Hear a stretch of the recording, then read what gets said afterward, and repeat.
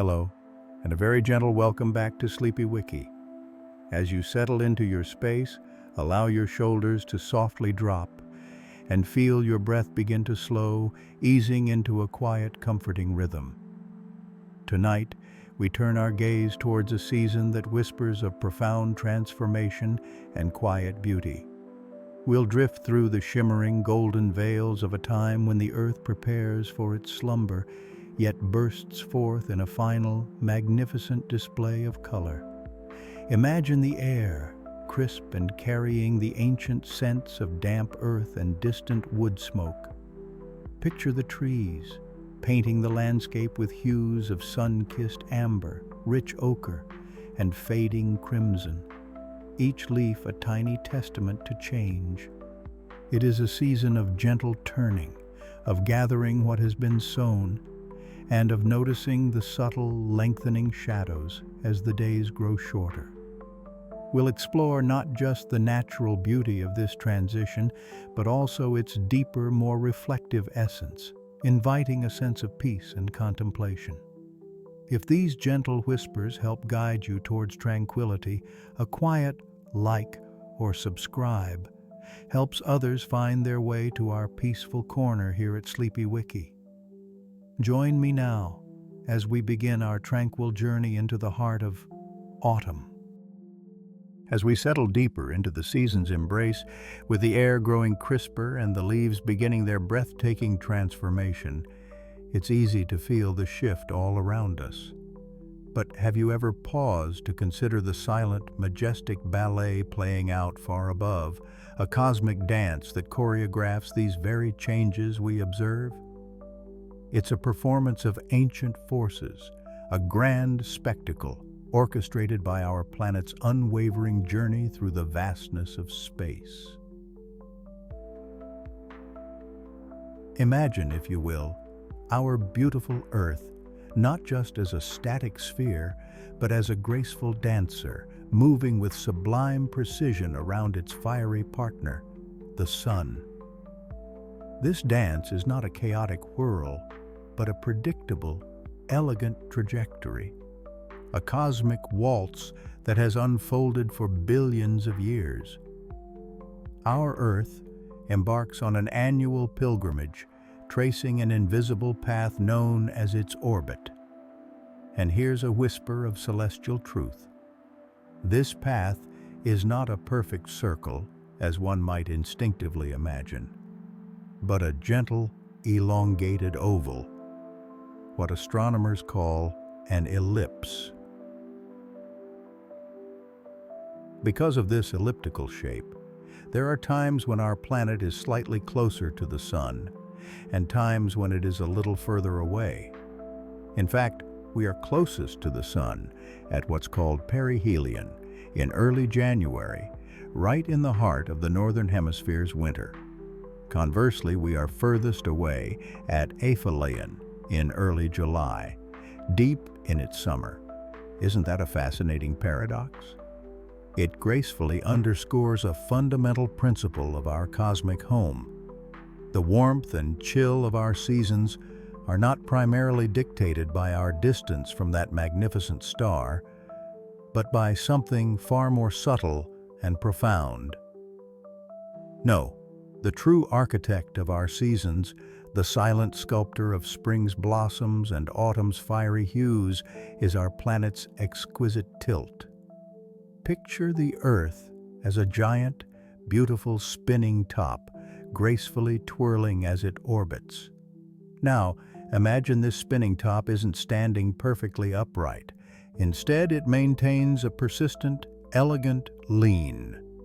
This lean, this gentle inclination of our planet's axis of rotation is approximately 23.5 degrees relative to the plane of its orbit around the Sun. A flat, invisible disk astronomers call the ecliptic plane. It's an unwavering tilt, a cosmic constant that lends a unique character to our world.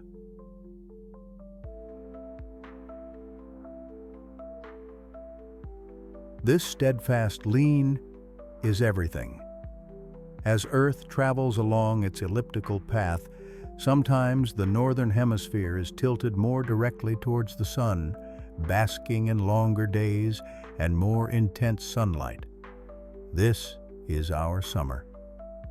6 months later, as our planet continues its silent journey, the northern hemisphere finds itself tilted away from the sun, receiving sunlight at a more glancing angle, leading to shorter days and cooler temperatures, our winter. Lun.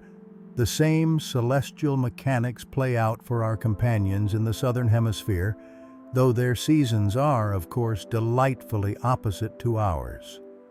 When we in the north are tilting towards the sun, they are tilting away, and vice versa. It's a beautifully orchestrated cosmic seesaw, ensuring that life across the globe experiences the cyclical rhythm of change. Now, let's turn our gaze to a very special moment in this annual journey, a point of exquisite balance and profound symmetry: the equinox. The word equinox itself whispers its meaning. Derived from Latin, it means equal night. And that is precisely what it heralds. Twice a year, as our Earth circles the sun, there comes a moment when the sun's most direct rays fall precisely upon the Earth's equator. At these two specific points in our planet's orbit, neither the northern nor the southern hemisphere is tilted more directly towards the sun. For a brief, magical period, the sun seems to shine down with absolute impartiality. During an equinox, across virtually every point on Earth, day and night are almost exactly equal in length, approximately 12 hours of daylight and 12 hours of darkness. It's a fleeting equilibrium, a celestial pause in the gradual lengthening or shortening of our days. It's a cosmic breath, a moment when the planet seems to stand perfectly balanced on its axis before continuing its inevitable lean, and our autumnal equinox, which typically graces us around September 22nd or 23rd, marks one of these pivotal moments. It's the official astronomical beginning of autumn in the northern hemisphere. For us, it signifies that our hemisphere, having leaned its generous face towards the sun all summer, now begins its gentle tilt away. The sun, having journeyed north of the equator to preside over our long summer days, now crosses that invisible line, heading south. It's a silent, cosmic turning point, where the angle of the sun's rays becomes less direct, the energy they impart slightly softened, preparing the land for its quiet slumber. It's a moment to reflect on the immense precision of the cosmos, a reminder that the subtle changes we feel in the air, the magnificent tapestry of color unfolding in the trees, are all echoes of this grand, silent mechanics. The autumnal equinox isn't just a date on the calendar, it's a profound astronomical event, a celestial signal that marks a shift in our planet's relationship with its star, inviting us to appreciate the delicate balance that sustains life and gives rise to the beauty of the seasons. And as our planet continues its stately procession, carrying us further into this season of gentle descent, these cosmic forces begin to manifest in the most intimate of places, within the trees themselves. Within the trees, a profound transformation now begins, not sudden, but graceful and deliberate, like an artist's hand slowly revealing a masterpiece. It's not a sudden shift, but a graceful, deliberate unraveling, a gentle sigh from the natural world preparing for its winter slumber. For many of our leafy companions, the vibrant green canopy of summer, a symbol of endless energy and growth, starts to undergo its most breathtaking metamorphosis. Imagine, if you will, each individual leaf as a tiny, bustling solar panel, diligently capturing the sun's golden rays. All summer long, these emerald engines have been working tirelessly, fueled by a remarkable green pigment called chlorophyll. This chlorophyll is not just responsible for the leaf's lush color, it's the very heart of its power, the magician that transmutes sunlight, water, and air into the life-giving sugars that nourish the entire tree. It's a continuous, miraculous alchemy, providing sustenance, growth, and the very oxygen we breathe. The forest, through the summer months, is a grand symphony of green, each leaf playing its vital part, a testament to the chlorophyll's unwavering dedication. But as the days subtly shorten and the nights grow cooler, an ancient wisdom stirs within the tree. It senses the coming change, the hush of winter's approach. It knows that soon, the harsh winds and freezing temperatures will make it impossible for these delicate green solar panels to continue their work. Maintaining them through the cold months would be an enormous drain, a struggle against impossible odds. So, the tree makes a profound decision, a brave act of letting go, all in the service of survival and renewal. This decision marks the beginning of what scientists gently call senescence, the beautiful, natural aging process of the leaf.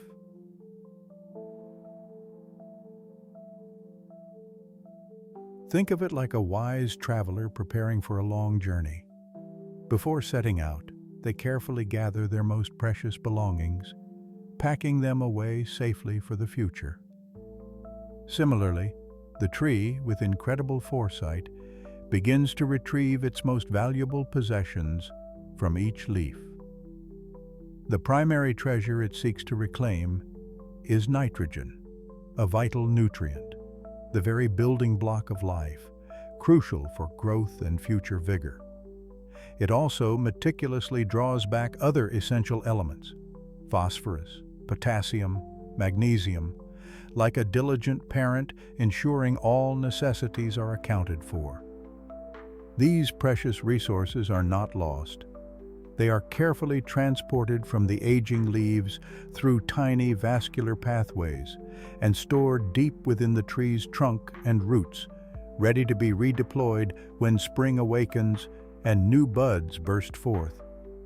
It's a remarkable act of recycling, a testament to nature's profound efficiency. Now, here's where the visible magic truly begins.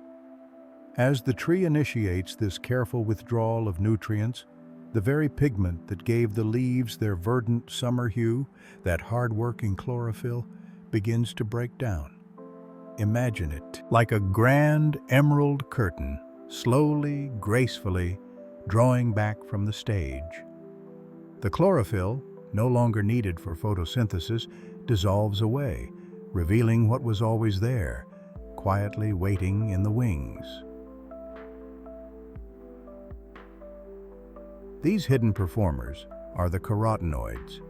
They are the pigments responsible for the glorious spectrum of yellows, oranges, and some browns we see. Think of them as the silent guardians of the leaf, present all summer long, tucked beneath the dominant green of chlorophyll. Even when chlorophyll was working its hardest, carotenoids were there, helping to absorb light energy and protect the leaf from potential damage. They are remarkably stable pigments, much more resilient than chlorophyll. And so, as the green fades, their warm, sunny colors finally get their moment in the spotlight.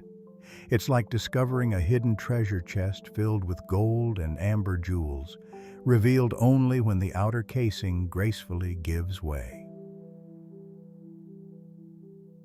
But the autumn palette isn't just about yellows and oranges. Often we are blessed with a breathtaking display of fiery reds, deep purples, and rich crimson hues. These vibrant colors are the work of another fascinating group of pigments known as anthocyanins. And here's where the story takes another intriguing turn. Unlike the carotenoids, which have been present all along, anthocyanins are newly created pigments. They are manufactured de novo, freshly made, right there in the leaves as autumn progresses. This fresh creation of red and purple is quite a commitment from the tree. It requires energy, specifically sugars, that have become trapped within the leaf. As the connection between the leaf and the branch begins to weaken, a specialized layer of cells, called the abscission layer, starts to form at the base of the leaf stem. This layer acts like a gentle gatekeeper, slowly sealing off the leaf from the rest of the tree. While this process is underway, sugars, which are still being produced by any remaining chlorophyll or simply present in the leaf, can become concentrated. When these sugars are exposed to bright, crisp autumn sunlight and cool temperatures, especially after the chlorophyll has started to fade, the production of these brilliant anthocyanins is triggered. Why would a tree expend energy to create new pigments in a leaf? It's preparing to shed. It's a question that has puzzled scientists for years, and while we don't have all the answers, several compelling theories paint a beautiful picture. Some scientists believe these anthocyanins act as a kind of sunscreen for the aging leaf. As chlorophyll degrades, the leaf becomes more vulnerable to intense sunlight, especially on clear, bright autumn days. The red pigments might protect the remaining photosynthetic machinery, allowing the tree more time to carefully resorb those precious nutrients, the nitrogen, phosphorus, and magnesium, before the leaf finally falls. They shield the delicate nutrient retrieval process like a painter, protecting their canvas while they meticulously add the final touches. Others suggest they might act as antioxidants, neutralizing harmful byproducts that arise during the breakdown of chlorophyll, much like protective agents, ensuring a smooth transition. It's a final, glorious flourish, a vibrant farewell that perhaps serves a deeper, protective purpose. So the tree orchestrates this masterful display, drawing back its green, revealing its hidden golds and oranges, and sometimes painting its leaves with brilliant reds and purples. Each color tells a part of the story: the careful preparation, the essential recycling, and perhaps a final protective embrace. This symphony of change isn't just a feast for our eyes. It's a testament to the intricate, intelligent processes that govern the natural world. The leaf, now stripped of its vital nutrients and transformed in color, has completed its remarkable service. The abscission layer at its base, which has been gently weakening, finally releases its hold. With a soft breath of wind, the leaf drifts gracefully to the forest floor, becoming a part of the rich, dark earth, ready to nourish the roots of the very tree it once served. It's a cycle of profound beauty and unparalleled efficiency, a continuous dance between letting go and preparing for renewal. As these vibrant leaves cascade earthward, carpeting the ground in their mosaic of colors, something else stirs, something invisible yet unmistakable in the air itself. That crispness on your skin, that subtle bite in each breath, it carries with it the story of our tilting planet. The sun, while still shining, feels a little less insistent. Its warmth, a softer embrace. This isn't just a feeling, it's the profound dance of our planet in motion, orchestrating a grand climatic transition.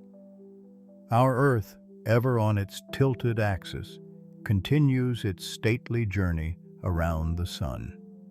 In autumn, the northern hemisphere begins to tilt away from direct sunlight. This means that for us, the sun's rays arrive at a shallower angle, like a gentle hand brushing the surface rather than pressing directly. The days grow noticeably shorter, and with less time for the sun to warm the land and waters, there's a significant reduction in what scientists call solar insolation, the amount of sunlight energy reaching the surface. It's like drawing the curtains a little earlier each evening, allowing the day's warmth to gradually slip away. And as the sun's direct influence wanes, the nights grow longer, giving the Earth more time to release its stored heat back into the vastness of space through a process known as radiational cooling. The ground, the trees, the very air itself, all begin to cool more profoundly, shedding the warmth accumulated during the long summer days. This cooling, however, isn't a uniform, gentle blanket being pulled over everything. Instead, it marks the beginning of a magnificent, atmospheric drama. Imagine our atmosphere as a vast, invisible ocean where great currents of air, known as air masses, are constantly on the move. In autumn, we witness a fascinating and often powerful collision of these colossal currents. From the north, vast, cold, and often drier air masses begin their southward migration, carrying the crisp, invigorating breath of nascent winter. Meanwhile, the lingering remnants of summer's warm, moist air masses, still holding on to a whisper of warmth and humidity, drift upwards from the south. Where these different air masses meet, the atmosphere becomes a stage for dynamic weather. These boundaries are what meteorologists call fronts. A cold front, for instance, is like a sturdy shoulder pushing its way underneath the warmer, lighter air, forcing it to rise rapidly. This uplift can be quite dramatic. As the warm, moist air ascends, it cools, and the water vapor within it condenses, transforming into vast clouds and often leading to intense, though sometimes brief, bursts of rain, and even the occasional rumble of thunder in early autumn. A warm front, by contrast, is a gentler ascent, where the warmer air gradually glides up and over the cooler air mass below. This often results in a broader band of clouds and more prolonged, steady precipitation, a soft, persistent rain that soaks the earth and makes the autumn leaves gleam. These atmospheric encounters, especially when the temperature and moisture differences are significant, often brew into swirling vortices of air we know as low-pressure systems or cyclones. The energy released when warm, moist air cools and condenses fuels these powerful systems, making autumn a season of notably active weather. Along coastlines, particularly in North America, you might hear of a formidable autumn phenomenon called a nor'easter. These storms draw immense power from the still relatively warm ocean waters, colliding with the colder land masses, often bringing significant rain, powerful winds that strip the last leaves from the trees, and sometimes even coastal flooding. They are like nature's grand sweepers, clearing the path for winter's quiet arrival. Guiding these mighty storms and dictating their paths is a powerful high-altitude river of air known as the jet stream. In summer, this ribbon of fast-moving air tends to reside further north, keeping the most intense weather at bay. But as autumn progresses and the temperature contrast between the pole and the equator increases, the jet stream begins its southward descent. It often becomes wavier and more pronounced, forming deep troughs and ridges that act like invisible railway tracks, steering low-pressure systems across continents. These dramatic undulations in the jet stream are the grand conductor of our atmospheric orchestra, dictating where the next storm will track and bringing sudden shifts in temperature. One day might feel like a crisp summer's end, the next a chill precursor to winter, all thanks to the jet stream's fluctuating embrace. 1.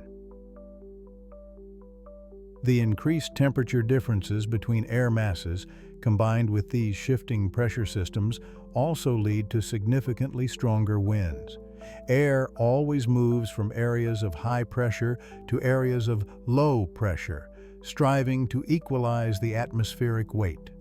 The greater the difference in pressure, the faster the air rushes. These autumn winds, often gusty and cool, rustle through the remaining leaves, carrying their final swirling dance before they settle. They are the restless breath of the changing season, a reminder of the atmosphere's constant dynamic energy. Autumn rain feels different too. It can be a steady, persistent drizzle from vast gray stratus clouds, or the heavier, more intense downpours associated with frontal systems. While the air, growing cooler, holds less moisture overall than the humid summer air, the powerful dynamics of autumn storms can wring out considerable precipitation.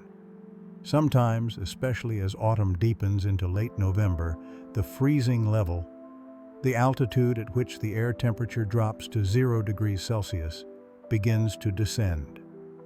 In higher elevations or latitudes, this can mean the season's first flurries of sleet or snow, a gentle preview of winter's crystalline embrace, reminding us that even water, in its many forms, is part of this grand transition. With cooler nights and often still moist ground, autumn is also a prime season for the ethereal beauty of fog. One common type is radiation fog, which forms on clear, calm nights when the ground rapidly cools, chilling the layer of air directly above it until the water vapor condenses into tiny liquid droplets. Another, advection fog, occurs when warm, moist air drifts over a cooler surface, like land cooled by an autumn night, causing the air to cool to its dew point. These fogs can drape valleys and fields in a soft, ethereal veil, transforming familiar landscapes into mysterious, dreamlike scenes, as if the earth itself is pulling a soft, breathable quilt over itself for a restful slumber. It's a quiet, humbling phenomenon, muffling sounds and softening edges, inviting us to slow down and observe. And then there is frost, nature's delicate artwork.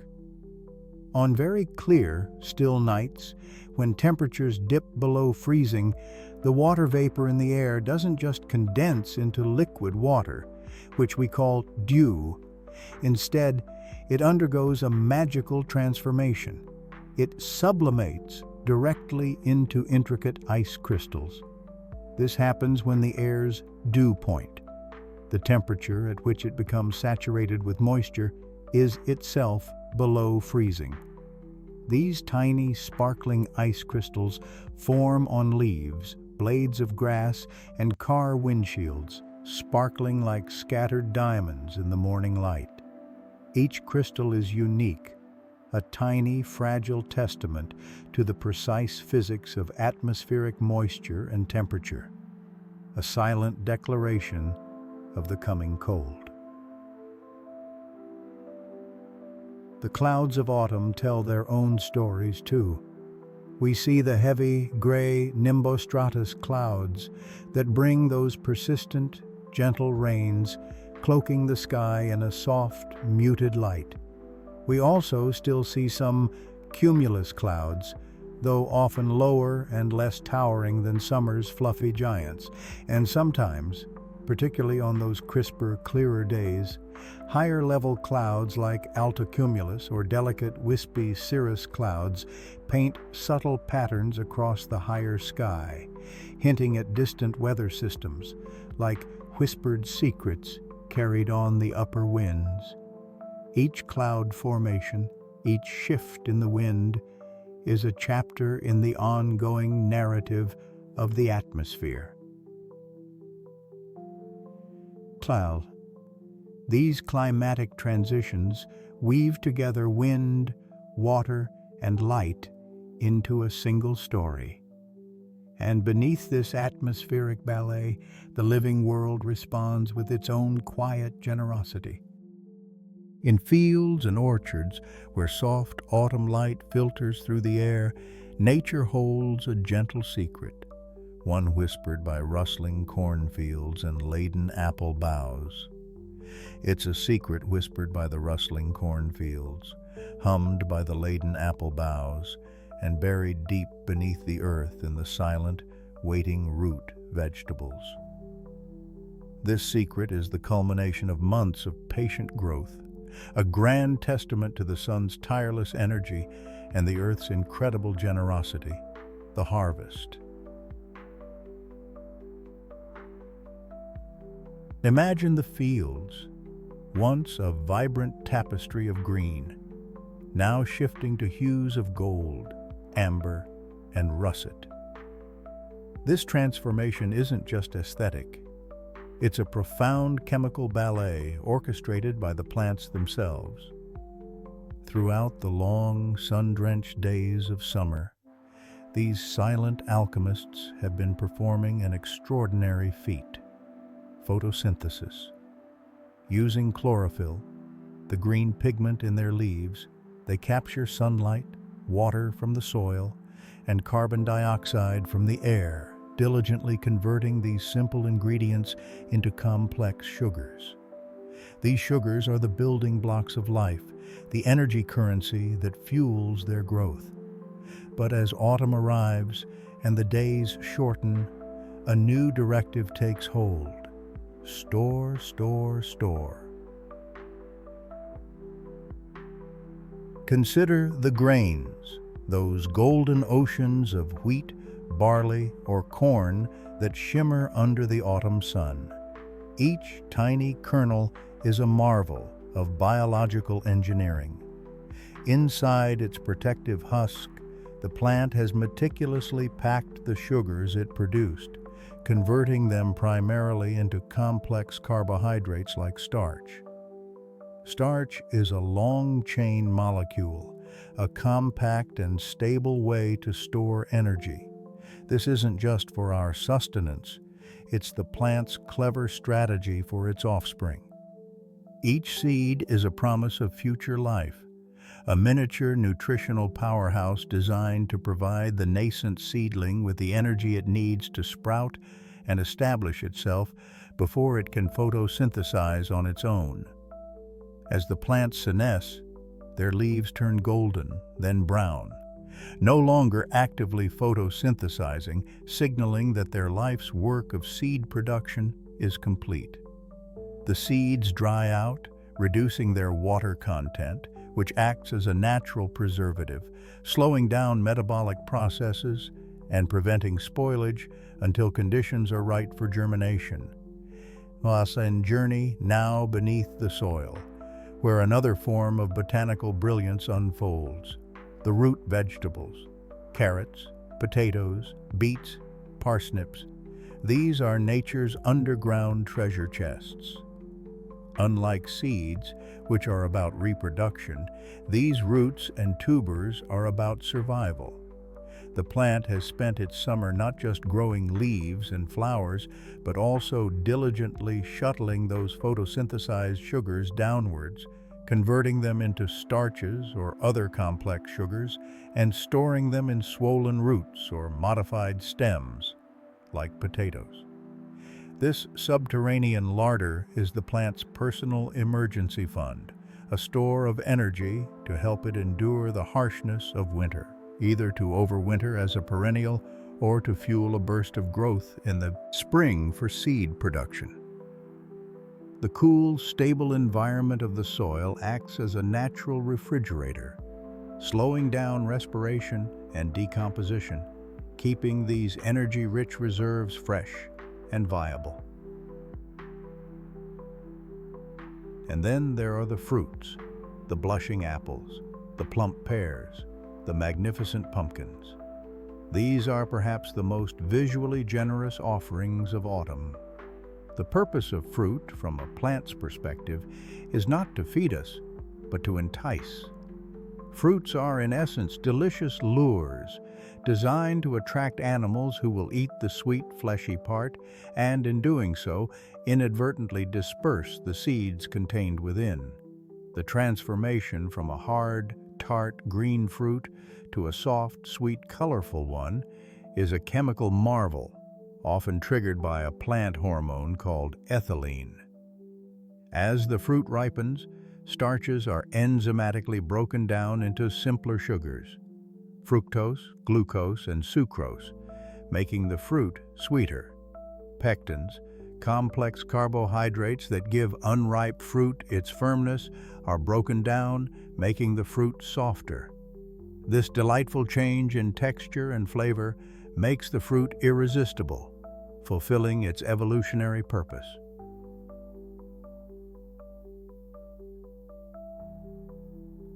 For millennia, our ancestors observed these cycles, learning to read the subtle cues of the seasons, forging what we now call foodways, the intricate paths that connect the Earth's bounty to our tables. Early humans didn't just consume, they innovated. They discovered that by removing water from grains and fruits, through processes like sun-drying or smoking, they could halt the activity of spoilage-causing microorganisms and enzymes, extending the life of their precious harvest far beyond a single season. This simple act of dehydration was one of humanity's first forays into food preservation, allowing them to store surplus for leaner times. Another ingenious discovery was fermentation, a process where beneficial microorganisms, like specific yeasts or bacteria, transform food in a controlled manner. Think of sauerkraut, kimchi, sourdough bread, or even cheese. Here, microbes consume sugars and produce acids, alcohols, or gases, which not only preserve the food by creating an inhospitable environment for harmful pathogens, but also impart unique flavors and often increase nutrient availability. For instance, lactic acid bacteria convert sugars in cabbage into lactic acid, creating sauerkraut that could last through winter, providing vital vitamins in colder months. Wow. And what of the simple root cellar? This ancient form of cold storage mimics the very conditions that protect root vegetables in the ground. By maintaining a consistently cool temperature and high humidity, root cellars slow down the metabolic processes of the stored produce, drastically reducing respiration and transpiration, thereby delaying spoilage and retaining freshness. It's a testament to our enduring connection with the Earth's rhythm, learning to work with nature to ensure sustenance. From the fields to our feasts, the autumn harvest is more than just food. It's a story of energy conversion, chemical transformation, biological purpose, and human ingenuity.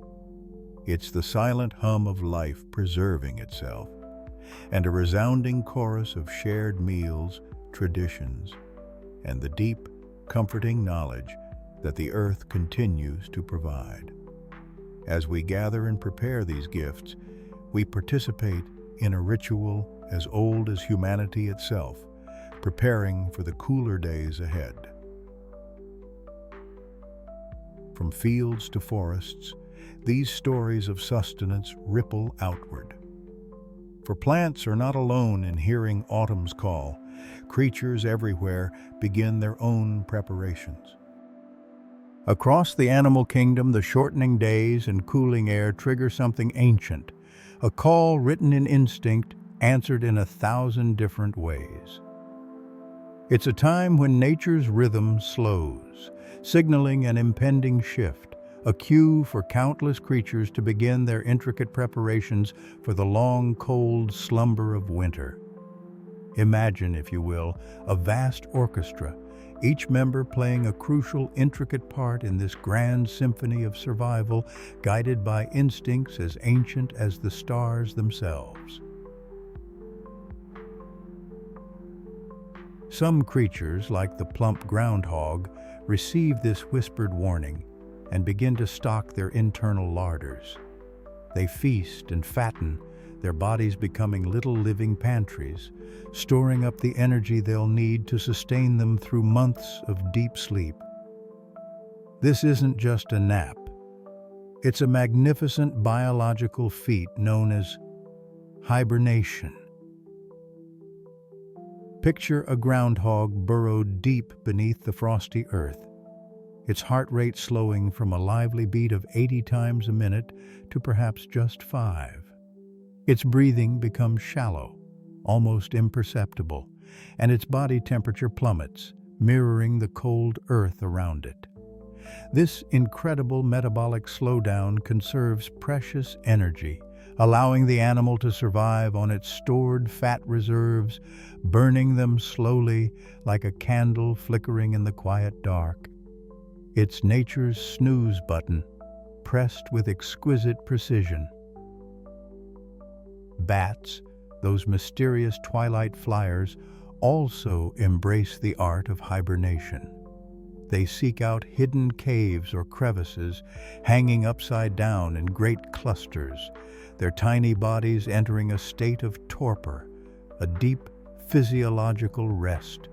Imagine hundreds of little furry bodies hanging motionless, sharing the warmth of their collective presence, their lives paused in a delicate, suspended animation until the spring sun calls them forth once more. And our prickly friends, the hedgehogs, curl into tight, spiny balls under leaf litter, their unique bodies also capable of this amazing metabolic deceleration. Not all long sleeps are exactly the same, though. Bears, for instance, are often said to hibernate, but their winter sleep is a little different. It's more accurately described as torpor. While they do sleep for extended periods and their metabolism slows down, their body temperature doesn't drop as dramatically as a true hibernator's, and they can be roused more easily. They too rely on massive fat reserves accumulated during the abundant autumn months, but they retain more muscle mass and alertness, sometimes even giving birth during their winter rest. It's a remarkable adaptation, allowing them both the benefit of conserving energy and the ability to respond to potential threats or the needs of their young. While some choose to sleep, others choose to journey. Think of the skies above, painted with the effortless grace of migration. Birds, with their feathered compasses, are perhaps the most iconic travelers. Geese honk in majestic V formations, tracing invisible lines across the sky, their powerful wings carrying them thousands of miles from the freezing north to warmer southern climes where food remains plentiful. Swallows, delicate and swift, gather in vast flocks, chattering excitedly as they prepare for epic journeys to distant continents.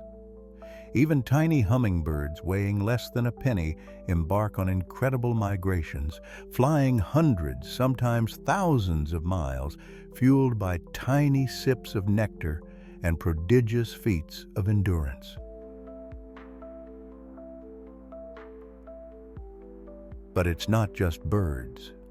The monarch butterfly, with wings like stained glass, undertakes one of the most astonishing migrations on Earth, flying all the way from Canada and the northern United States to the Oyamel fir forests of central Mexico.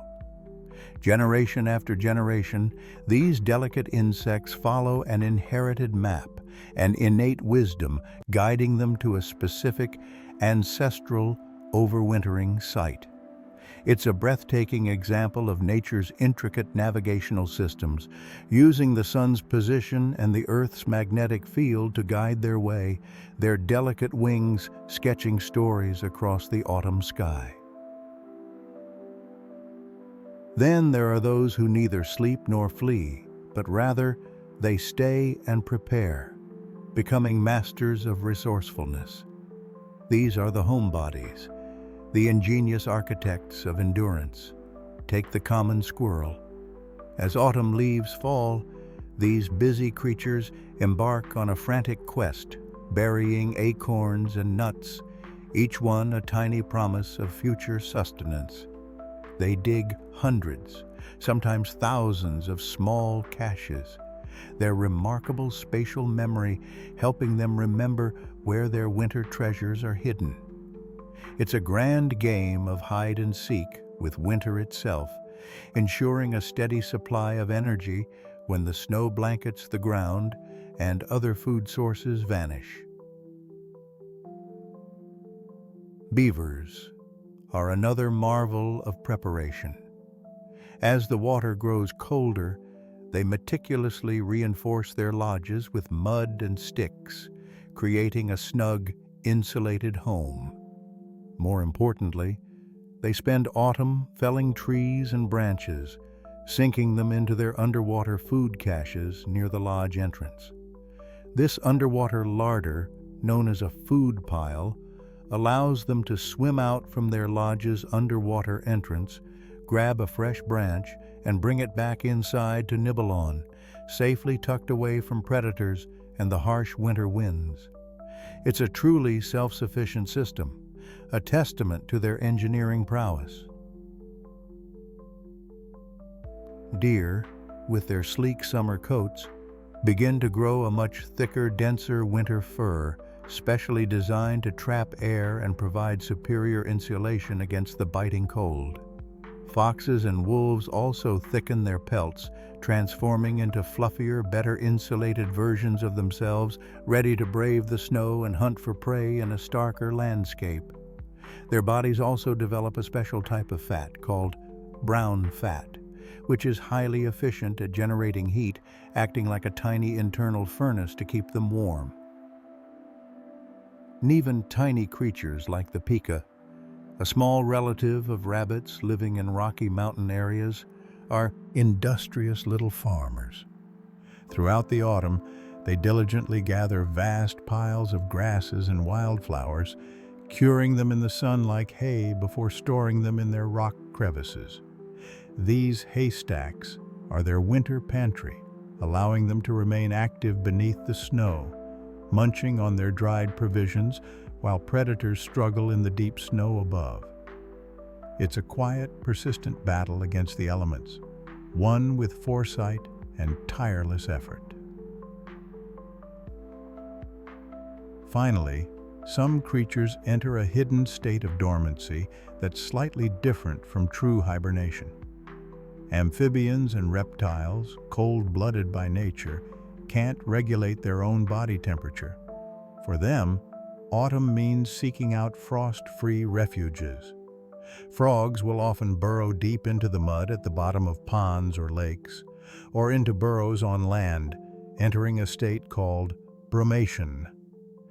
Their metabolic rate slows dramatically, and some species can even produce natural antifreeze compounds in their blood, preventing ice crystals from damaging their cells when temperatures dip below freezing. Imagine a frog, frozen solid but alive, waiting patiently for the thaw, a truly incredible biological superpower. Snakes likewise find communal dens, often old mammal burrows or rock crevices, where they coil together in large numbers, sharing warmth and reducing individual heat loss as they enter their own brumation, their lives suspended until the sun's warmth coaxes them out in spring.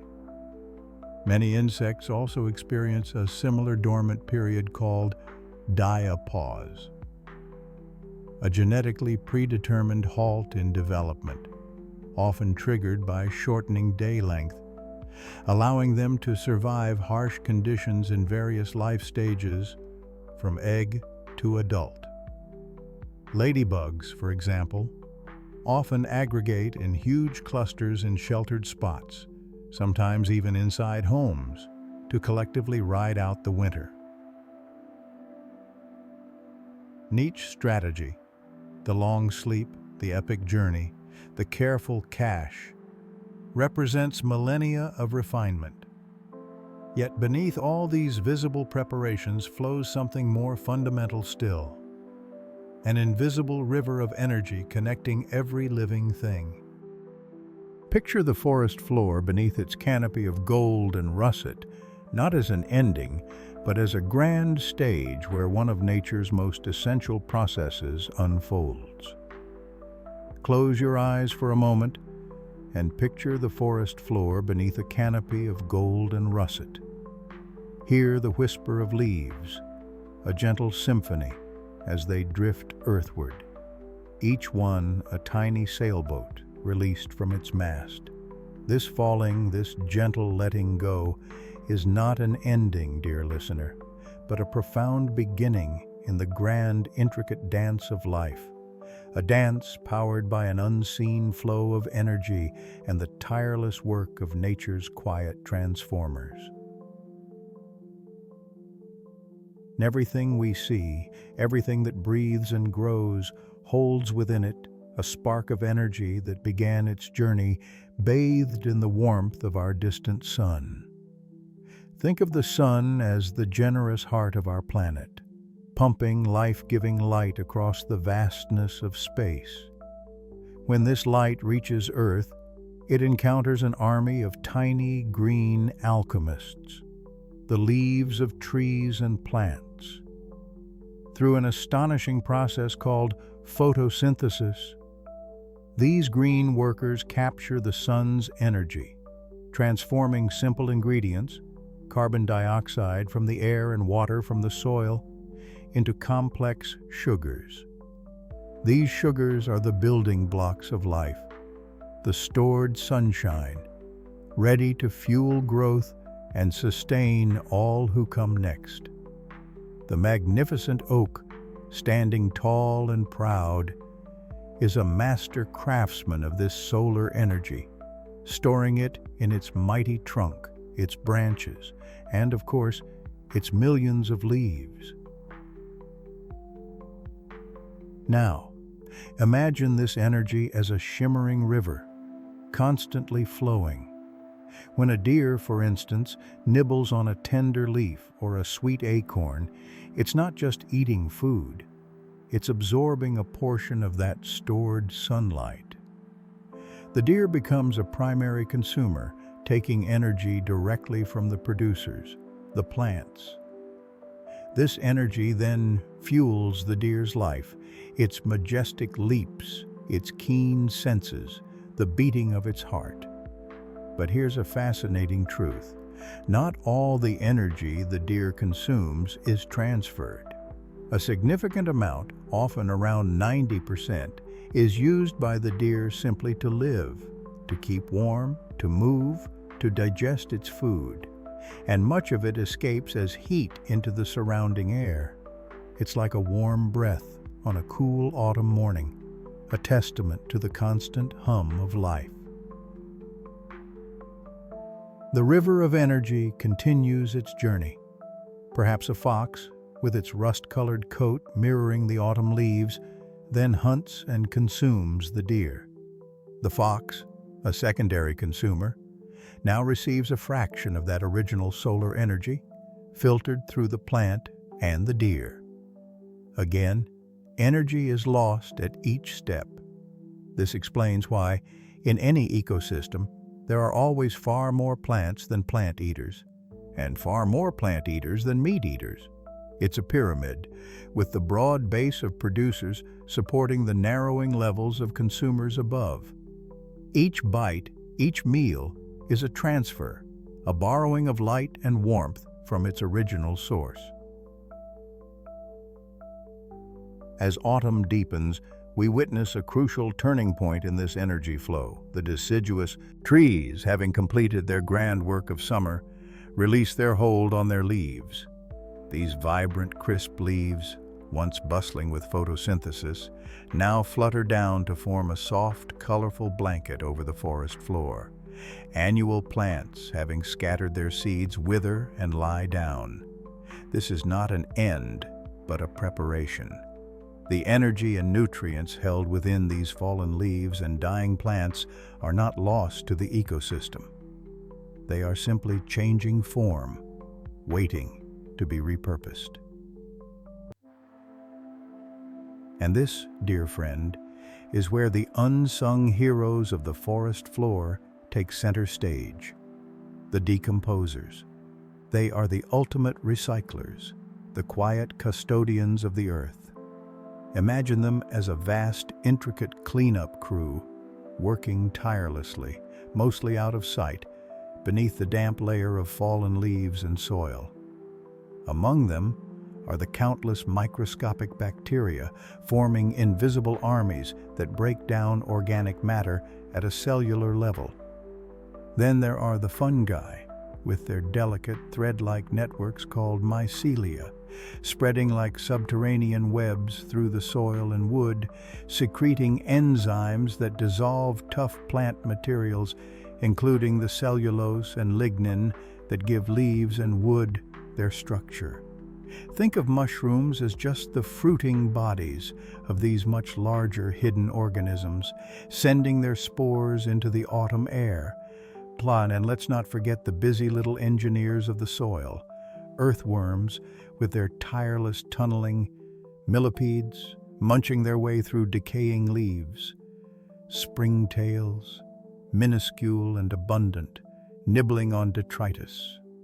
Each of these organisms plays a vital role in taking complex organic compounds, the remnants of life, and breaking them down into simpler, foundational elements. This process, decomposition, slowly but surely returns essential nutrients like carbon, nitrogen, and phosphorus back into the soil. It's like dismantling an intricate puzzle piece by tiny piece, so that the individual pieces can be used again to build something new. Without these tireless decomposers, the forest floor would pile up endlessly with dead leaves and fallen branches. More importantly, the vital nutrients locked within this organic matter would remain inaccessible, and new plants would struggle to grow. Decomposition ensures that the soil remains rich and fertile, ready to nourish the tender shoots of spring. It's a continuous, elegant cycle. The sun's energy captured by plants, passed along the food web, and then, in death, returned to the earth by the decomposers, ready to be drawn up by new life once more. Beneath autumn's quiet beauty, this extraordinary transformation continues. A workshop of renewal where nothing is lost, only reshaped. And guiding this dance of decay and rebirth are forces that reach beyond the earth itself, invisible currents flowing through the very air we breathe. Above us, an invisible ocean plays its own quiet role in autumn's grand performance. The atmosphere itself, delicate yet powerful, orchestrating changes we rarely perceive directly. This vast ocean of air, reaching far above us, holds secrets we rarely perceive directly, yet they orchestrate much of the beauty and change we witness each autumn. One of the most profound of these secrets is atmospheric pressure. Imagine for a moment that the air above us isn't just empty space, but rather a colossal flowing river, or perhaps a magnificent breathable blanket. This blanket, composed of countless tiny air molecules, has weight. Though we don't feel it pressing down on us directly in a heavy, burdensome way, its cumulative mass exerts a force on everything beneath it. This is atmospheric pressure, the weight of the air above a given point. It's a constant, gentle push, a silent force that varies subtly from place to place, moment to moment. When we speak of high pressure, picture our invisible air molecules as if they are gathered closely, perhaps descending gently from higher altitudes, becoming denser and heavier. This often means the air is cool and dry, creating stable conditions. The sky above might be clear, a serene, endless blue, feeling crisp and still. It's like a peaceful, heavy hand resting softly on the land, holding clouds at bay. Conversely, low pressure suggests that these air molecules are more spread out, lighter, perhaps rising upwards. This often occurs when air is warmer and more humid, causing it to become less dense and ascend. Think of it as a lighter touch, a lifting motion that invites clouds to form, to gather, and often brings with it the promise of rain or more dynamic weather. It's a gentle breath exhaled by the earth, allowing space for new formations. Now, here's where the enchantment truly unfolds, particularly as autumn begins to paint the world in shades of amber and gold. Nature, in its profound wisdom, consistently seeks balance. It dislikes extremes. So, just as water flows downhill to find its level, air naturally flows from regions of higher atmospheric pressure to regions of lower atmospheric pressure. This fundamental movement, this tireless quest for equilibrium, is what we experience as wind. The greater the difference in pressure between two areas, the faster and stronger the wind will blow, like a river rushing down a steep incline. As autumn deepens, our world undergoes a significant transformation. The sun's angle in the sky shifts, casting longer shadows and delivering less direct warmth. Land masses cool more rapidly than oceans, creating substantial temperature differences across the globe. These varying temperatures, in turn, directly influence air density and thus atmospheric pressure. Cooler air is denser and tends to sink, forming areas of higher pressure, while warmer air is lighter and rises, contributing to lower pressure systems. Autumn, therefore, becomes a season of pronounced pressure gradients, which means more noticeable and often more vigorous wind shifts. But the story of wind isn't as simple as a straight line from high to low. Our beautiful Earth is a spinning sphere, constantly rotating on its axis. This rotation introduces a fascinating and powerful influence known as the Coriolis effect. Imagine you are trying to roll a ball in a straight line across a large spinning merry-go-round. To someone watching from above, the ball would appear to curve. Similarly, the Earth's rotation deflects moving objects, including vast rivers of air. In the northern hemisphere, this deflection is to the right, and in the southern hemisphere, it's to the left.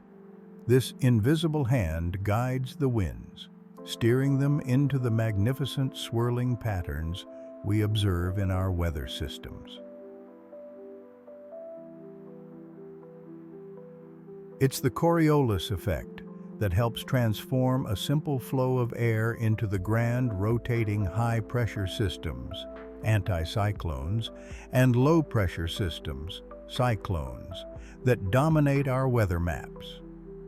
High-pressure systems, influenced by the Coriolis force, tend to spin clockwise in the northern hemisphere, often bringing calm, clear, and settled autumn days. Their cool, dense air sinking and dispersing clouds. Low-pressure systems, on the other hand, spin counterclockwise in the northern hemisphere, drawing in moist air, fostering cloud formation, and frequently delivering the rain, crisp winds, and sometimes even the first hints of winter's chill that characterize an autumn day. These dynamic shifts in pressure and the resulting winds are particularly active during autumn. As cold air masses from polar regions begin their southward march and collide with lingering warmer air from more temperate zones, dramatic pressure differences are born. These collisions create weather fronts, boundaries where different air masses meet, which are often accompanied by significant changes in wind direction and intensity, sudden drops in temperature, and increased precipitation. The brisk, invigorating breezes that rustle the drying leaves from the trees are direct manifestations of these autumnal pressure battles. Up high, in the upper reaches of our atmosphere, another crucial player becomes more influential: the polar front jet stream. This fast-flowing, narrow current of air, a powerful river of wind, strengthens and typically begins to dip further south in the northern hemisphere during autumn. It acts as a guide, steering these burgeoning low-pressure systems and their associated weather fronts across continents. It's why one day might be mild and golden, and the next, a blustery, rain-swept affair. The jet stream is moving the theatrical stage of weather across our skies. So, as you hear the wind whisper through the bare branches or feel a sudden chill on an autumn evening, remember the intricate dance of atmospheric pressure and the Earth's subtle spin. It's the silent weight of the air, the unceasing quest for balance, and the planet's gentle rotation that together compose the symphony of autumn's changing winds. And these winds, this cooling air, these shorter days, they touch more than just the landscape around us. They reach into something far more intimate. A quiet transformation begins within us, subtle as the first leaf turning, profound as the season itself. We, like the natural world around us, begin to feel the gentle tug of its changes, not merely on our skin, but deep within the very chambers of our being. The vibrant energy of summer gives way to a contemplative stillness, and our inner landscapes subtly shift to mirror the external world. The most profound conductor of this internal symphony is the diminishing light. The sun, once a generous golden orb lingering high above, now begins its slow descent, taking its leave earlier each afternoon, drawing the curtains on the day with greater haste. This subtle shift in light is not merely a visual spectacle. It's a profound signal, a quiet directive whispered directly to the intricate clockwork of our human minds.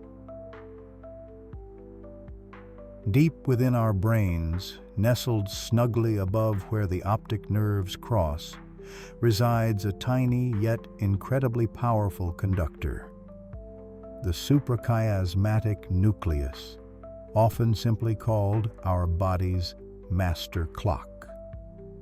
This delicate cluster of cells is exquisitely attuned to the rhythm of light and darkness, constantly calibrating our internal timekeeper, ensuring our countless bodily processes, from temperature regulation to hormone release, hum in harmony with the turning world. It is our hidden orchestra leader, sensing the length of the day and adjusting our internal melodies accordingly. when the golden tapestries of daylight begin to fray at the edges and the hours of brightness diminish, this master clock sends out its quiet directives, influencing the delicate symphony of our brain chemistry. One of the most profound soloists in this symphony is a neurotransmitter we call serotonin. Think of serotonin as a warm, comforting internal glow, a gentle sunbeam shining from within, responsible for feelings of well-being, happiness, and calm. It's a chemical messenger intrinsically linked to our mood, our appetite, and even our sleep cycles, often creating that buoyant feeling we associate with bright, sunny days. During the bright, expansive days of summer, when light bathes the world in its generous glow, our brains tend to produce and utilize serotonin with a certain effortless abundance. But as autumn's veil descends and the light becomes more muted and fleeting, a quiet recalibration often begins. For many of us, the production of serotonin can experience a gentle dip. It's not a sudden blackout, but rather like the gradual dimming of a lamp, leaving the room feeling a little less vibrant, a little more subdued. This subtle reduction can manifest as a whisper of melancholy, a faint yearning for the brighter days, or a general sense of lower energy, making familiar tasks feel just a touch heavier. You might find yourself reaching for foods rich in carbohydrates, a soothing, often unconscious attempt by the body to boost serotonin levels, as carbohydrates help transport tryptophan, a serotonin precursor, to the brain. And as serotonin's presence subtly lessens with the fading light, another essential chemical messenger steps gracefully onto the stage. Melatonin.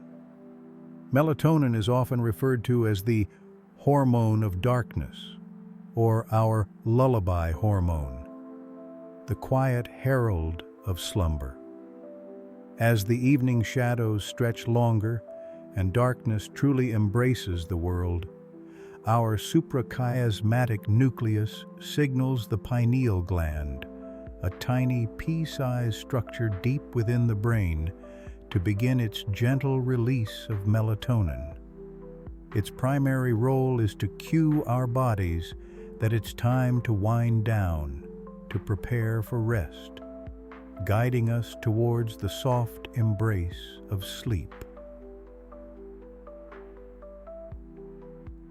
In autumn, with the sun setting earlier, melatonin often begins its nightly vigil sooner than in summer, gently, insistently, drawing us towards repose.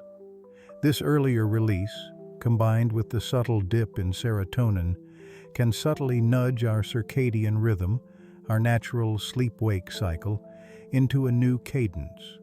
We might find ourselves feeling sleepy earlier in the evening, the allure of a soft blanket and a warm drink growing irresistible, craving more hours beneath the covers, or perhaps experiencing a quiet lethargy during the day as our bodies adjust to the increased darkness. It's as if the world outside is encouraging us to draw inward, much like a bear preparing for its long, peaceful slumber, even if we humans only dream of such a profound hibernation.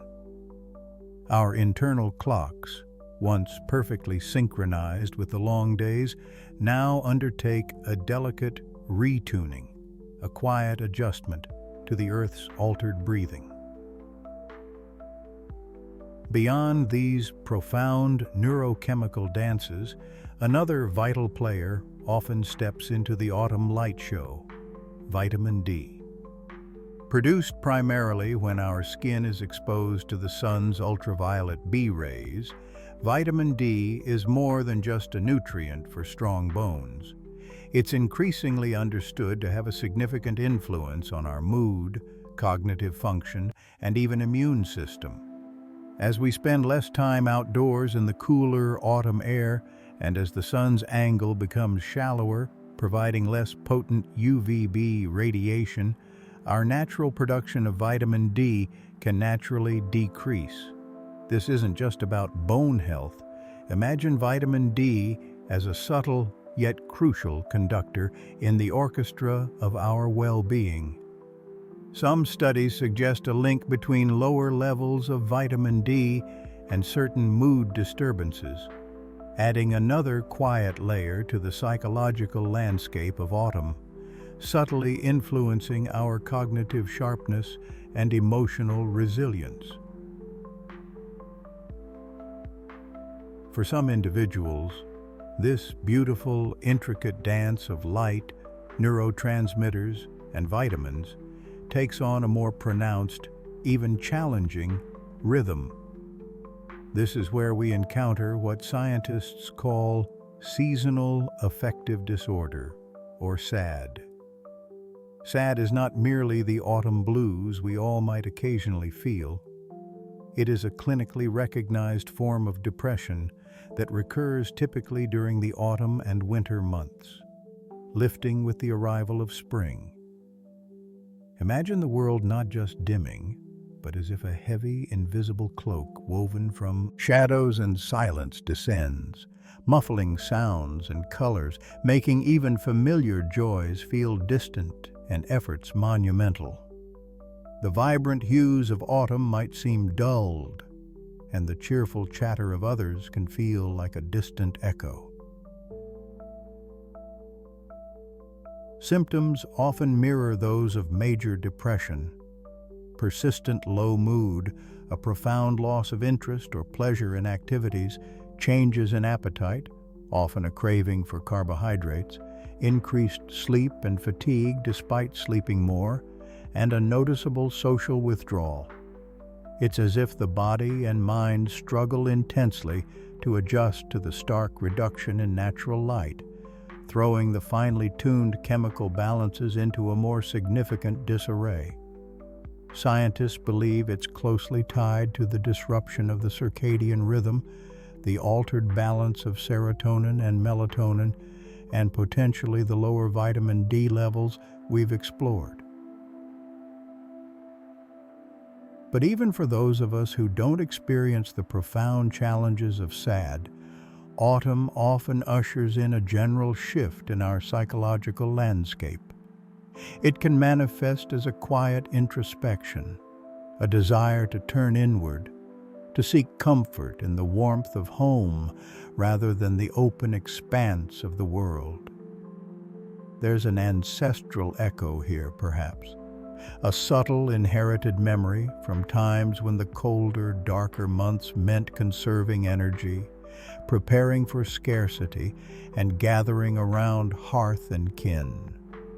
This period can be a time of profound reflection, a gentle prompting to slow down, to appreciate the quiet beauty of decay and renewal, much like the forest floor transforming beneath the fallen leaves. We might feel a poignant connection to the transient nature of life, an almost poetic sorrow intertwined with a deep sense of peace. Some may find a melancholic beauty in the falling leaves, a quiet reverence for cycles of change. Others might experience a sense of fall fatigue, a gentle reluctance to engage with the world's constant demands, finding solace in quiet moments. Now, our individual responses are as varied and unique as the patterns of frost on a window pane. There's no right or wrong way to feel the autumn's whisper. As we drift further into autumn's quiet embrace, understanding these subtle shifts within our psychology allows us to meet them with gentleness and curiosity rather than confusion or frustration. It invites us to acknowledge the profound connection between the external world and our inner landscapes, reminding us that we are truly creatures of this earth, dancing to its ancient rhythms. And perhaps, in this understanding, we can find a deeper appreciation for the season's unique gifts, preparing our minds and spirits for the quieter beauty yet to come. For throughout human history, we have always sought ways to honor these profound changes, to mark this turning of the wheel with ritual and remembrance. As transformations unfold in nature and within ourselves, human hands and hearts weave their own magic, guided by the same cosmic dance that paints the leaves. It's a magic woven into the fabric of human experience, a tapestry of traditions that echo the rhythm of the earth itself. As the sun's arc dips lower in the sky, marking the approach of the autumn equinox, that precise moment when day and night hold a brief, perfect balance, a delicate pause before the nights begin their long reign, communities across the globe turn their gaze inward and outward to celebrate. Think of the vast tapestry of harvest festivals that grace this season. From the ancient revelries of Mabon in the Celtic calendar to the vibrant, thankful feasts of Sukkot, Thanksgiving, and the Mid-Autumn Festival, humanity collectively exhales a sigh of gratitude for the abundance of the land. What are we truly celebrating in these moments? We are, in essence, honoring the grand symphony of photosynthesis, the very engine of life on Earth. Imagine, if you will, countless tiny green solar panels, the leaves of every plant tirelessly capturing the sun's energy. This ancient process, which first emerged in tiny microorganisms billions of years ago, irrevocably changed our planet's atmosphere, filling it with the oxygen we breathe. From the simplest algae to the tallest oak, every plant leaf acts as a miniature factory, drawing carbon dioxide from the air through microscopic pores called stomata, and water from the soil through its roots. With the radiant energy of the sun, chlorophyll, the green pigment, orchestrates a chemical marvel, converting these simple molecules into complex sugars. Glucose, the fundamental energy currency for life, storing this captured solar power in fruits, grains, and roots. This incredible process, powered by the electromagnetic radiation we call visible light, is the unseen force behind every kernel of corn, every plump pumpkin, every ripe apple, every slice of bread we share at the harvest table. It is a testament to the elegant efficiency of nature's engineering. In fields where crops once stood tall, now lies the bounty, a testament to the earth's generous cycles. Farmers, guided by centuries of accumulated knowledge and more recently by sophisticated agroscience, have nurtured these plants from seed to harvest. They understand the crucial role of soil microbiology, the unseen world beneath our feet teeming with bacteria, fungi, and countless other microorganisms. These microscopic architects break down organic matter, transforming dead leaves and plant residues into rich humus, a dark, fertile material that cradles moisture and nutrients. They act as nature's recyclers, performing nutrient cycling, diligently converting atmospheric nitrogen into forms plants can absorb and making essential minerals like phosphorus and potassium available. This dynamic interplay between the living and non-living components of soil is what determines its fertility. A secret understood by our ancestors who practiced crop rotation and natural fertilization long before modern chemistry could explain the biogeochemical cycles at play.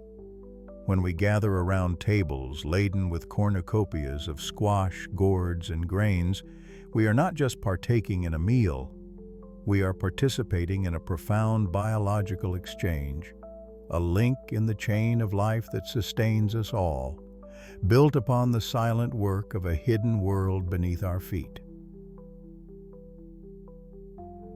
Consider the precision of these celebrations, often timed with the celestial ballet above us. The Mid-Autumn Festival, for instance, in East Asia, revels in the beauty of the fullest moon, often described as the brightest and largest of the year. This isn't just poetic license. It's a reflection of our planet's intricate relationship with its celestial neighbor. The moon's phases are a direct consequence of its orbit around Earth and the changing angles at which sunlight illuminates its surface. This celestial partner, held in Earth's gravitational embrace, spins on its axis as it makes its monthly journey around our planet. The gravitational forces between Earth and the Moon also cause the tides, a constant rhythmic pulse in our oceans. The full moon we admire is a sphere entirely bathed in sunlight from our perspective, a magnificent beacon reflecting the sun's distant glow across nearly 250,000 miles of space. For millennia, cultures have used the moon as a celestial clock, its predictable cycles guiding planting, harvesting, and spiritual practices, a testament to the foundational role of astronomy in human civilization, revealing how closely our earthly rhythms are tied to the silent, gravitational dance of our solar system. As the days shorten further and the air takes on that crisp, invigorating bite, many cultures turn their thoughts to the thinning veil between worlds. Think of Samhain, the ancient Celtic festival often seen as the precursor to Halloween, or the vibrant, heartfelt observances of Mexico's Dia de los Muertos. These traditions emerge from a deep human understanding of cyclical change, reflecting the natural world's descent into winter's slumber. The trees shed their leaves, the green vibrancy fades, and the world appears to recede, mirroring a powerful metaphorical connection to ancestry and memory. Scientifically, this sensation of a thinning veil can be subtly linked to the profound changes occurring in our environment and even within our own biology. As the photoperiod, the length of daylight, dramatically decreases, it impacts not just plant growth, but also animal behavior, triggering hibernation or migration. In humans, reduced light exposure can influence our circadian rhythms, our internal 24-hour clocks that regulate sleep-wake cycles, hormone release, and other bodily functions. Specifically, the pineal gland in our brains produces more melatonin in darkness, promoting sleepiness and potentially altering mood and perceptions. This primal shift in light, once understood only through myth and story, now finds its echo in the intricate dance of neurochemistry, reminding us how deeply interconnected our internal worlds are with the external environment. The very act of remembering ancestors and celebrating the cycle of life and death mirrors the biogeochemical cycles of nature. The falling leaves decompose, returning vital nutrients to the soil, fueling new life in spring. It's a continuous, elegant loop of creation and dissolution, a scientific fact woven into the fabric of our deepest spiritual understandings. And then, as the darkness deepens and the nights grow long, humanity counters with light. The sheer luminescence of Diwali, the Hindu festival of lights, or the crackling warmth of bonfires on Guy Fawkes Night illuminate the autumn evenings. These are not merely celebrations. They are acts of defiance against the encroaching shadows, a reminder of hope and knowledge. At their heart lies the scientific wonder of combustion. The flickering flame of a diya lamp, a candle, or a grand bonfire is a controlled chemical reaction, an exothermic process, where fuel, like oil or wood, rapidly reacts with oxygen from the air, releasing energy in the form of heat and light. This rapid oxidation produces not just warmth but also visible light, a complex mixture of wavelengths across the electromagnetic spectrum, from the infrared warmth we feel to the orange and yellow hues we see. The different colors in fireworks, often seen during these festivals, are a dazzling display of atomic emission spectra.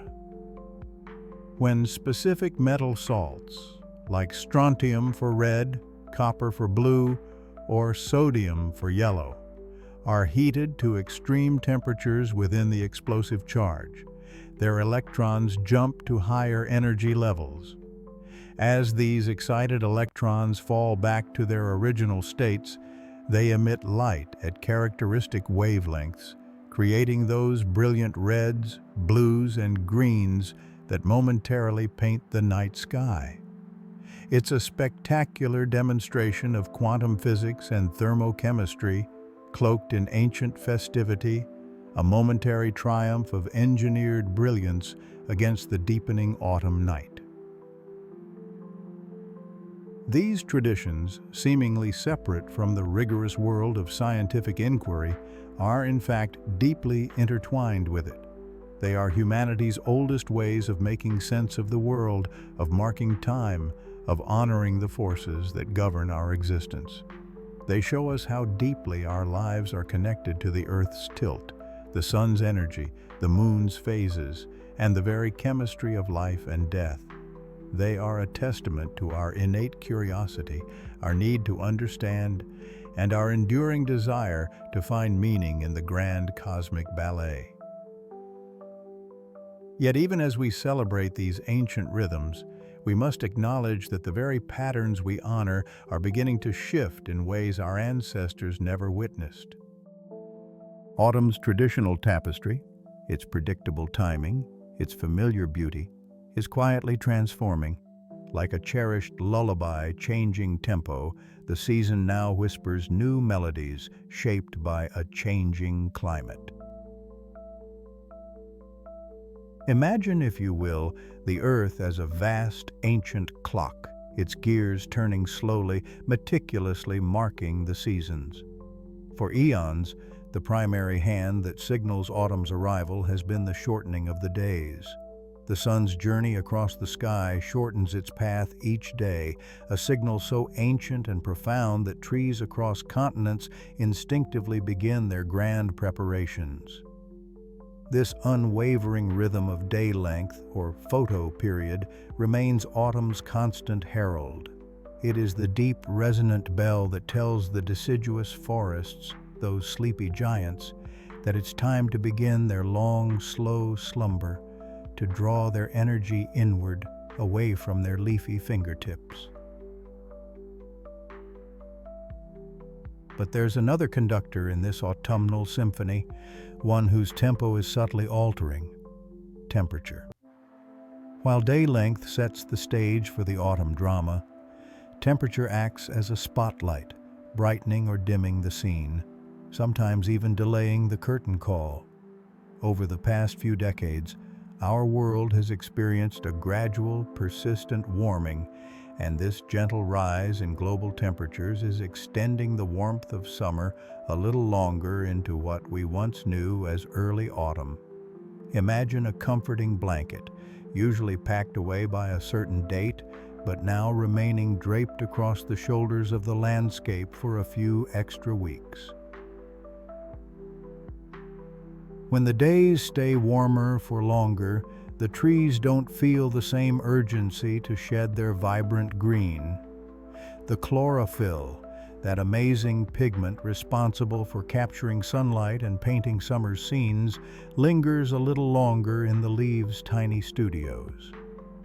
This process, where leaves begin their orderly retreat and prepare to fall, is known as leaf senescence. It's a precisely timed chemical dance, and warmer temperatures can gently postpone it. Instead of the crisp, cool nights that traditionally hasten the breakdown of chlorophyll, we might experience a stretch of milder evenings, causing the green to persist, sometimes well into October or even November in many regions where autumn once arrived with punctual flare.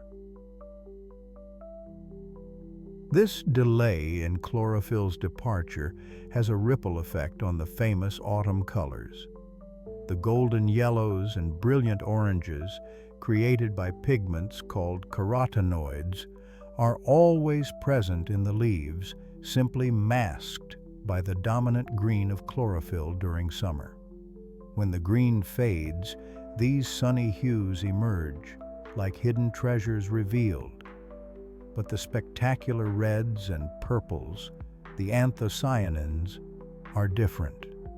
They aren't always there. These pigments are actively produced by the tree in autumn, a kind of protective sugar-rich sunblock, requiring a delicate recipe of cool, but not freezing, nights and bright sunny days. They are a sign of the tree's last burst of energy before winter's rest.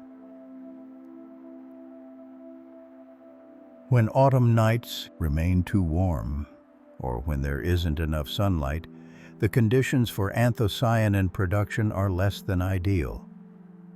Imagine a baker trying to make a perfectly risen cake without the right balance of heat and time.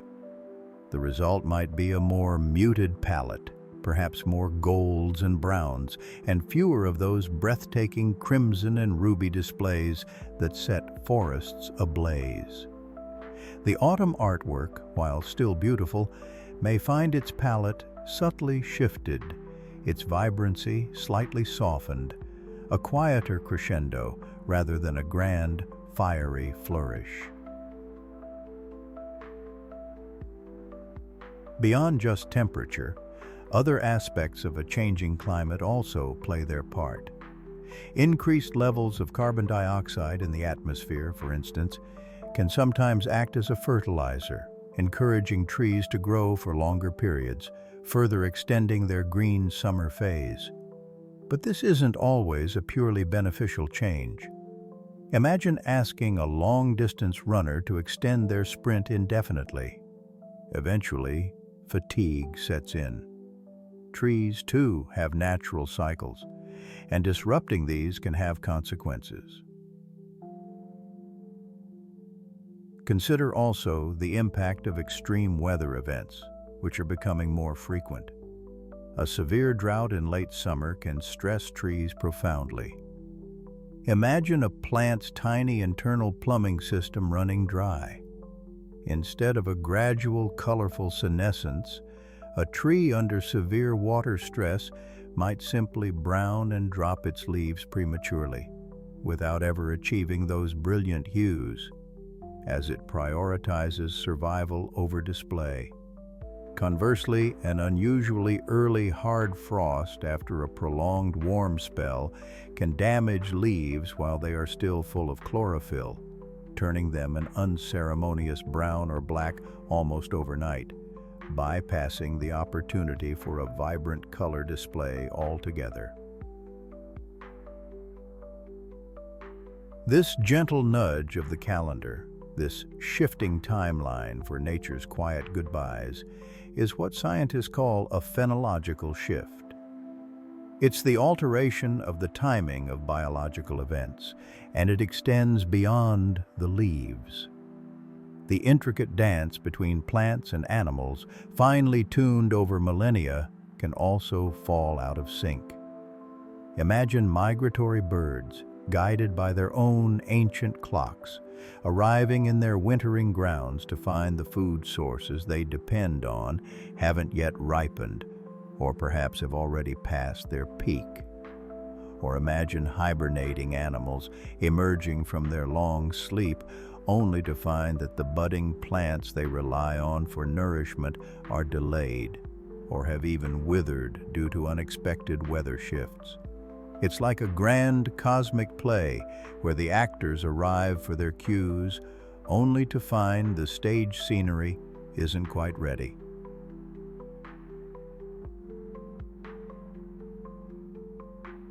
The beauty of autumn remains, of course, a profound and calming presence in our world. But by quietly observing these subtle alterations, we gain a deeper understanding of the intricate web of life and the delicate balance of our planet. These changes invite us to lean in closer, to watch with renewed wonder, and to perhaps appreciate each precious fleeting moment of autumn's changing splendor even more keenly. It reminds us that nature is always in motion, always adapting, and always deserving of our gentle attention and care. And if nature is adapting, then perhaps we must ask ourselves, how will life on Earth, both wild and human, continue to respond to these changing rhythms? These shifts invite us to consider how all life will navigate the autumns yet to come. Beneath the rustling leaves and golden light, the world whispers new tales of adaptation, for trees, for creatures, for us. Let's settle in and imagine. Picture a forest as autumn unfurls its vibrant tapestry. You might have noticed, perhaps, that some leaves hold on to their branches a little longer than they used to, a subtle defiance against the calendar's decree. Or perhaps the vibrant peak of color arrives later in the season. This isn't just a charming anomaly. It's a whisper from the trees, a phenomenon scientists call phenological shift. Our warmer autumns, you see, can actually delay the process of leaf senescence, that beautiful shedding of chlorophyll that reveals the reds and golds. It's a small example of how ecosystems are already beginning to adapt, or perhaps struggle to adapt, to a changing world, their internal clocks recalibrating to new, warmer temperatures. This grand dance of adaptation plays out in myriad ways across our planet, a continuous unfolding story that is picking up pace. Some creatures, like the monarch butterflies that journey thousands of miles, are subtly altering their migration patterns, sometimes departing later or arriving earlier, chasing the nectar of flowers blooming at unusual times. Their incredible migration, an ancient instinct woven into their very being, is adjusting, ever so slightly, year by year. This is a gentle, ongoing process of species range shifts. Many species, from tiny insects to majestic mammals, are subtly relocating their habitats, gradually moving poleward or to higher altitudes as their preferred climates migrate with them. It's like a slow, quiet pilgrimage across the landscape, seeking conditions where they can continue to thrive. But adaptation isn't just about moving. It's also about changing from within. Over many generations, a species can undergo what we call evolutionary adaptation. Imagine a tiny seed blown by the wind to a slightly drier patch of earth. If it happens to carry a slightly different genetic code that allows it to grow a deeper taproot, that seed's offspring might have a better chance of survival in that new, challenging environment. Over countless autumns and springs, these subtle genetic advantages accumulate, slowly reshaping a species to better fit its new surroundings. However, nature's clock, though ancient and patient, often ticks far slower than the rapid changes we are now witnessing. For many long-lived species, evolution might not be able to keep up with the speed of global shifts, leading to increased vulnerability. In our ecosystems, these intricate tapestries of life possess a remarkable quality known as ecological resilience. Think of a willow branch bending gracefully in a strong wind rather than snapping. A resilient ecosystem can absorb disturbances, a sudden drought, a warmer winter, and still maintain its essential functions and structure. Forests with a rich diversity of tree species, for instance, are often more resilient. If one species struggles with a new pest, others might be unaffected, allowing the forest to continue its vital work. It's a collective strength, a wisdom woven into the very fabric of biodiversity.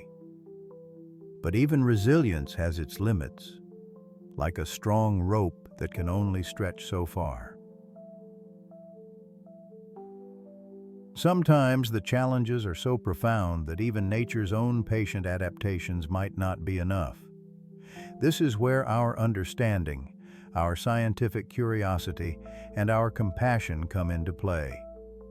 We are learning to actively assist in nature's adaptation, a concept known as assisted migration or managed relocation. Imagine helping a particular species of tree, whose natural habitat is shrinking due to warming temperatures, by carefully planting its seeds in a cooler region where scientists predict it will thrive in the future. It's a thoughtful, careful intervention, guided by extensive research, a helping hand extended to ensure the continued whisper of life in our changing world. Just as ecosystems are finding their new footing, so too must human societies.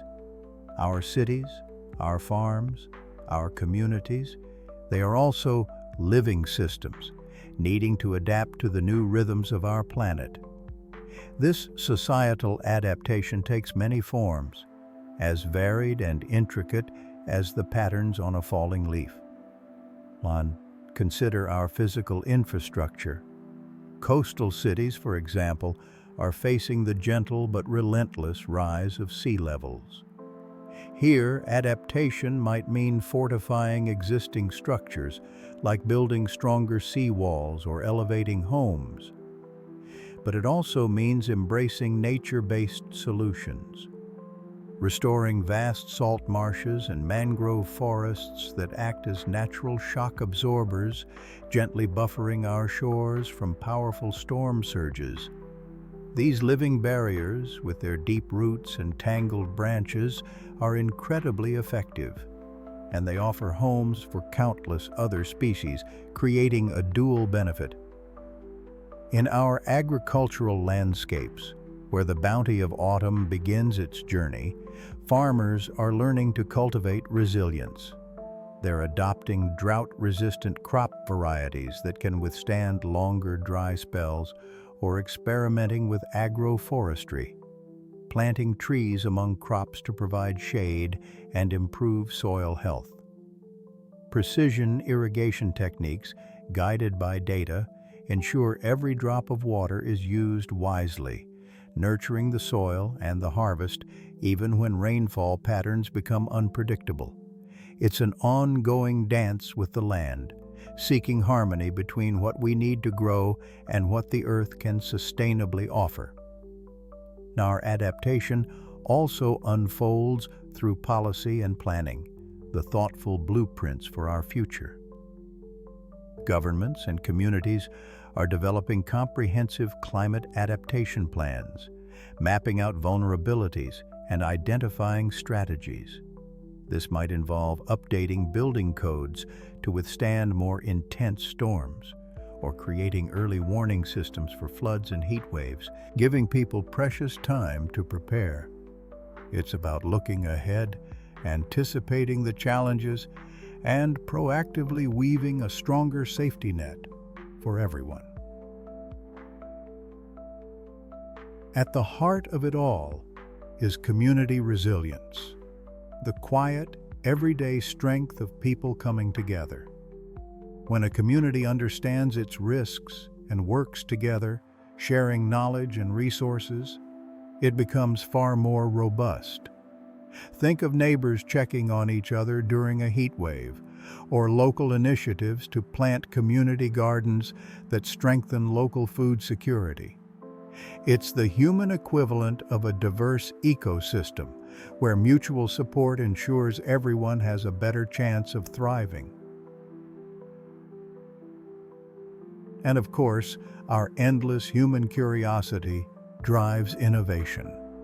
Scientists and engineers are constantly developing new technologies to help us adapt, from advanced climate modeling that helps us predict future changes with greater accuracy, to more efficient renewable energy systems that reduce our impact on the climate in the first place. These tools are like new senses, allowing us to see further and plan more effectively. Perhaps one of the deepest forms of societal adaptation involves looking back with respect to the wisdom of traditional knowledge. Indigenous communities who have lived in close harmony with the land for millennia possess invaluable insights into ecological cycles and sustainable practices. Their traditional ecological knowledge often holds keys to resilient land management, water conservation, and understanding local climate patterns. Knowledge that, when integrated with modern science, can offer powerful pathways for future adaptation.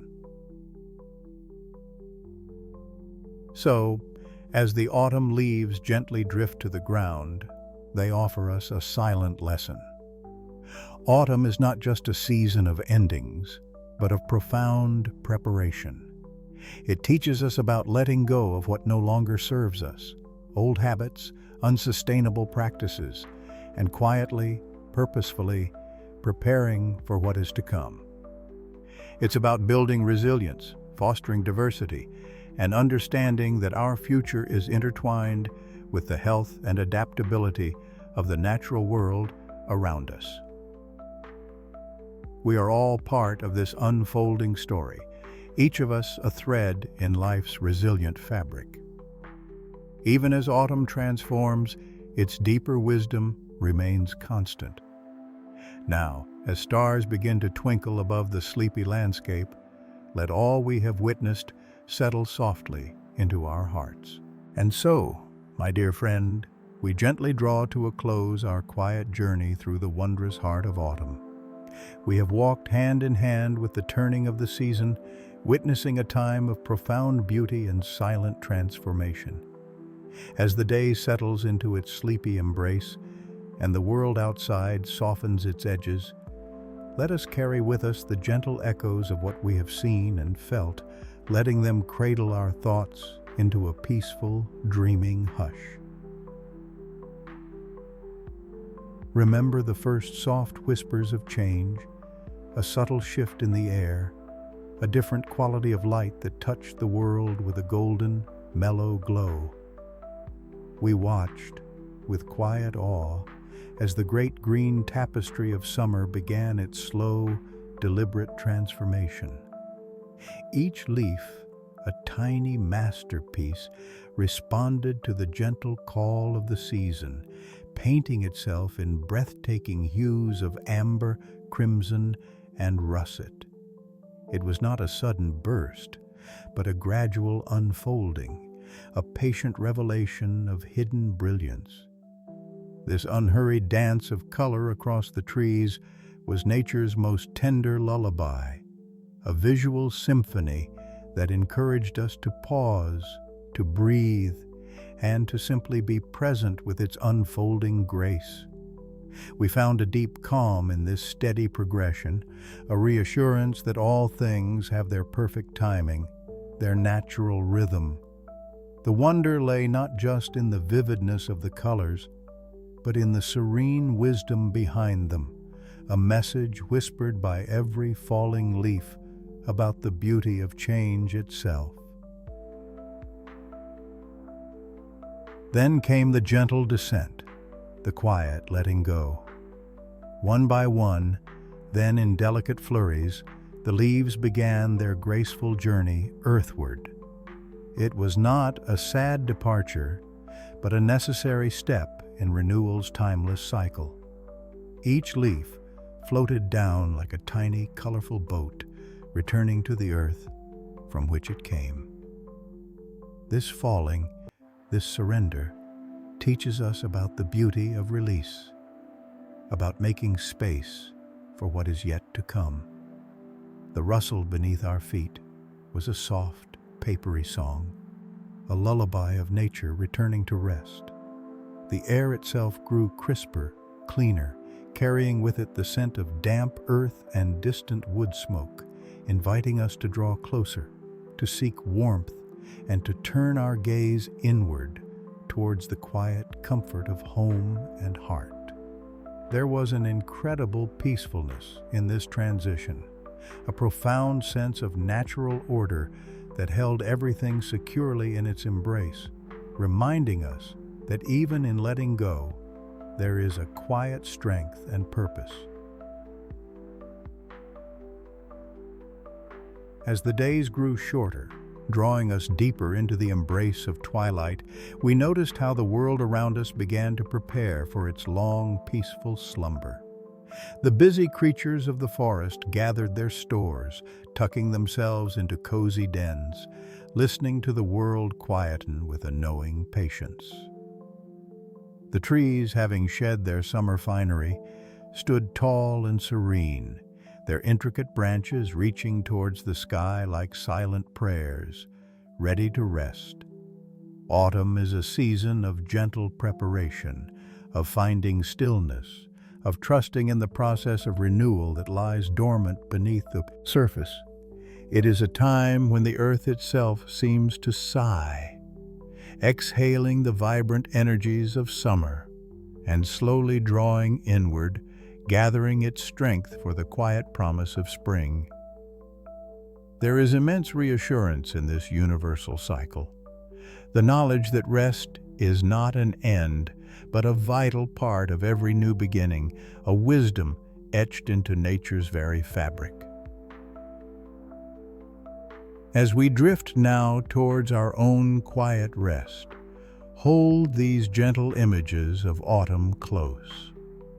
The brilliant colors, the soft descent of leaves, the crisp, clean air, nature preparing for deep and peaceful sleep.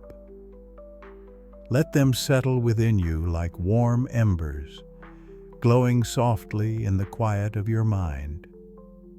Autumn has offered us a lesson in acceptance, in the exquisite beauty of change, and in the enduring strength found in letting go. It has whispered to us that even in the midst of transition, when one chapter gently closes, there is immense wonder to be found and a deep, abiding calm that underpins all of nature's magnificent rhythms. Now, as the world outside truly begins to settle into its deepest sleep, let the whispers of autumn gently guide your own dreams. Allow the golden light, the soft rustle of leaves, and the serene wisdom of the season to accompany you into slumber. May your dreams be filled with the same tranquil beauty and peaceful reflection that autumn has so generously shared. Rest now, my dear, dear friend, and may this profound peace, born of autumn's tender wisdom, embrace you softly until the gentle blush of morning light awakens the world anew.